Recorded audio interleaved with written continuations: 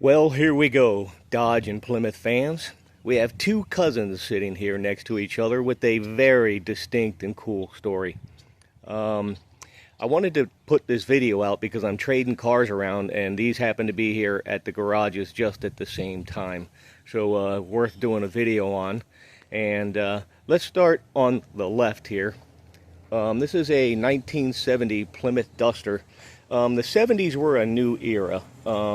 You started coming away from the boxy cars of the late 60s, and you started getting into like these semi-fastback cool designs.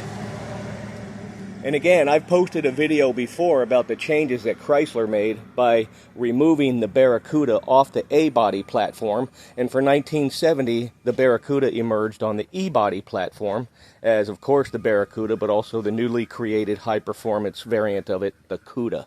In its place came this Plymouth Duster, a lightweight family car.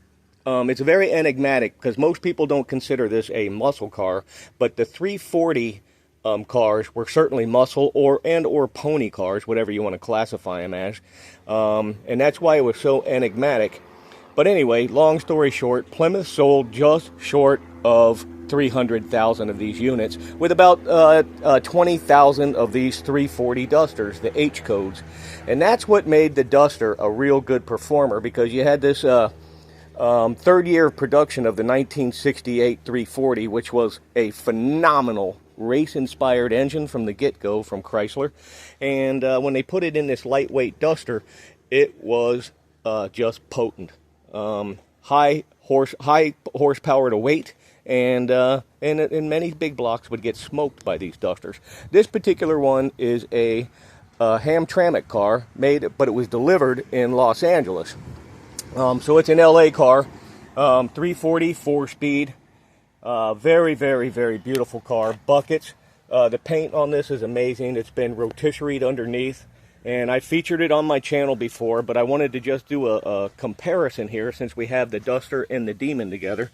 And then when Plymouth had great success on these cars, Dodge consequently had to join the game, and they released their own car in '71, the first year Dodge Demon.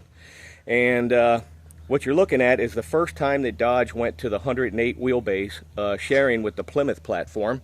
And again, long story short, because of the controversial Demon nameplate, sales were stunted. There was only 10,000 of these H-code 340s made in the first year.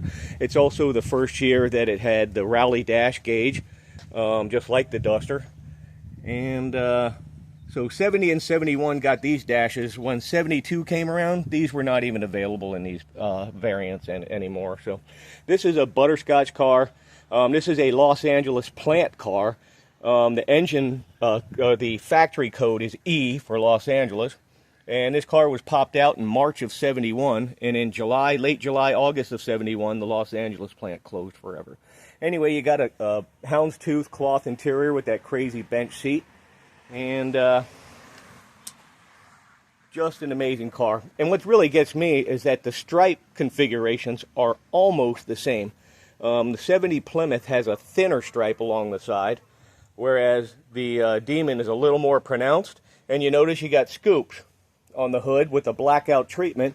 You'll see a lot of scoops on Dusters, but there was never a scoop on the Duster from the factory.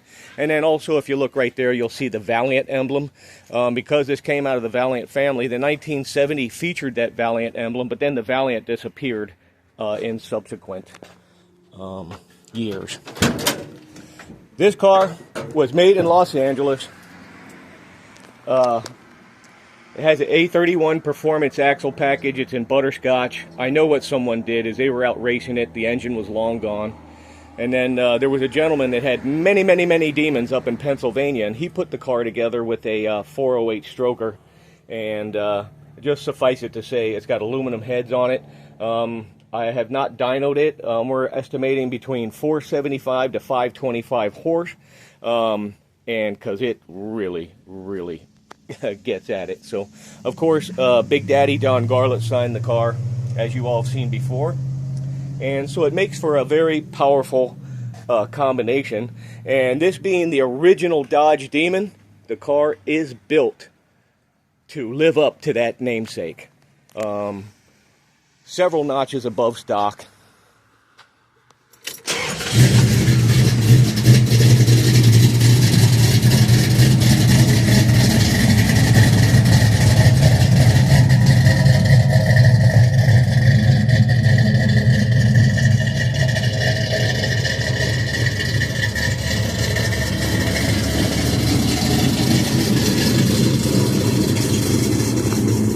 You can see the performance gauges.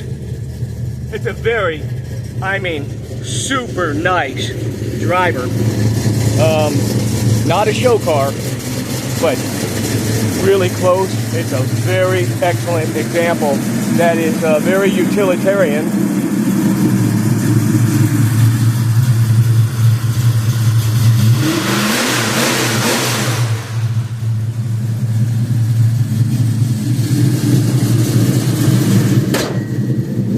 It's driven, it gets used.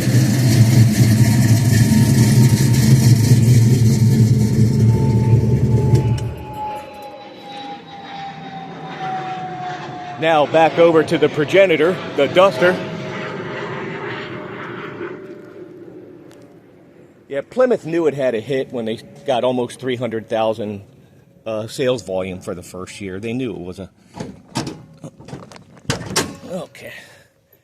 Gotta adjust the hood a little bit.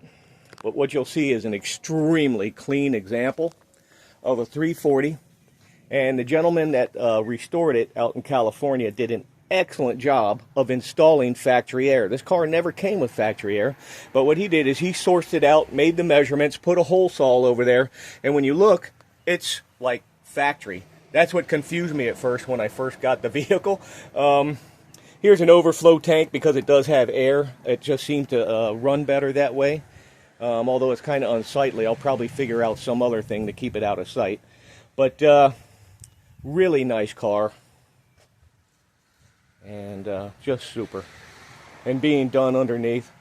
What I would like to do is source out some exhaust manifolds and return it to a stock manifold. I'm not really looking for the power of a header, and they do hang low. I don't like that, so I'll probably put factory manifolds on it. But I am just pleased with this car because it's absolutely beautiful. A friend of mine in Englewood had picked it up, and he was very kind enough to actually let me buy it from him when he was done with it. So, very good friends, and let's see if it's going to start. The car has not been starting off the key lately. I've got a little bit of an electric issue, but we'll see what goes on. And there's a new condenser to go in the car. The condenser's leaking, that's why the air's not running, but anyway, we'll get it fixed up. Come on, baby. Work with me here. Nope. Okay. That's what I thought.